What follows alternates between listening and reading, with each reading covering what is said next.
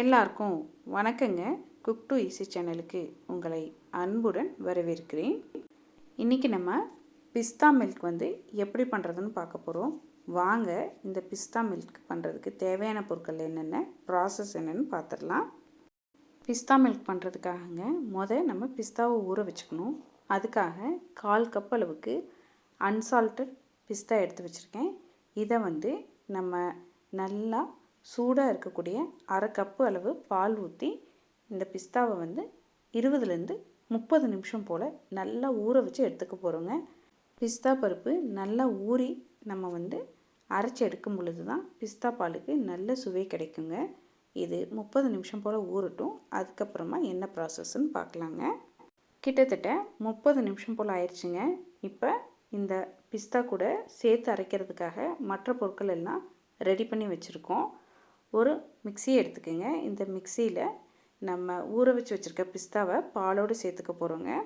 இந்த பால் கூடவே இனிப்பு சுவைக்காக 2 டேபிள் ஸ்பூன் அளவுக்கு சர்க்கரை, 1 டேபிள் ஸ்பூன் அளவுக்கு பால் பவுடர், அது கூடவே 1/4 டீஸ்பூன் அளவுக்கு ஏலக்காய் தூள், இது எல்லாத்தையும் இந்த மிக்சியில் போட்டுங்க நல்லா அடித்து எடுத்துக்க போகிறோம்.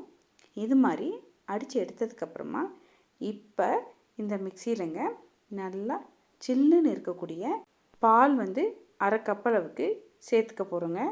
சேர்த்து திரும்பவும் மிக்சியில் நல்லா ஒரு 2 நிமிஷம் போல் அடித்து எடுத்தோம்னா நமக்கு பிஸ்தா பால் சூப்பராக ரெடி ஆயிருங்க. நம்ம ஃப்ரெஷ்ஷாக இது மாதிரி செய்யும் பொழுது அதனுடைய டேஸ்ட்டே அட்டகாசமாக இருக்குங்க. அவ்வளோதான், சூப்பரான பிஸ்தா பால் ரெடிங்க. இப்போ இதை சர்விங் கிளாஸ்க்கு மாற்றிக்கலாம். அங்கங்கே இந்த பிஸ்தா பருப்பு நமக்கு இந்த பால் குடிக்கும் பொழுது கிடைக்குங்க. சுவை சூப்பராக இருக்கும். இந்த பிஸ்தா பாலை நம்ம சர்வ் பண்ணுறதுக்கு முன்னாடிங்க 2 இல்லாட்டி 3 ஐஸ் க்யூப்ஸை போட்டு சில்லுன்னு சர்வ் பண்ணோம்னா நல்லா குளு குளுன்னு இதமாக இருக்குங்க நம்ம வயிற்றுக்கு. நீங்களும் ஒரு முறை இதே அளவுகளோட பிஸ்தா பாலை வீட்டில் ஒரு முறை செஞ்சு பாருங்கள், சுவைத்து பாருங்கள். கண்டிப்பாக உங்களுக்கு சுவை பிடிக்குங்க. இந்த ரெசிபி செய்யும் பொழுதுங்க கண்டிப்பாக பிஸ்தாவை நம்ம சுடுபாலில் தான் ஊற வச்சு எடுக்கணும். அப்போ தான் சுவை அட்டகாசமாக இருக்கும் நமக்கு. உங்களுக்கு இந்த ரெசிபி பிடித்திருந்தால் குக் டு ஈஸி சேனலை லைக் பண்ணுங்கள், ஷேர் பண்ணுங்கள், கமெண்ட் பண்ணுங்கள். மறக்காமல் குக் டு ஈஸி சேனலை சப்ஸ்கிரைப் பண்ணிக்கோங்க. வணக்கங்க.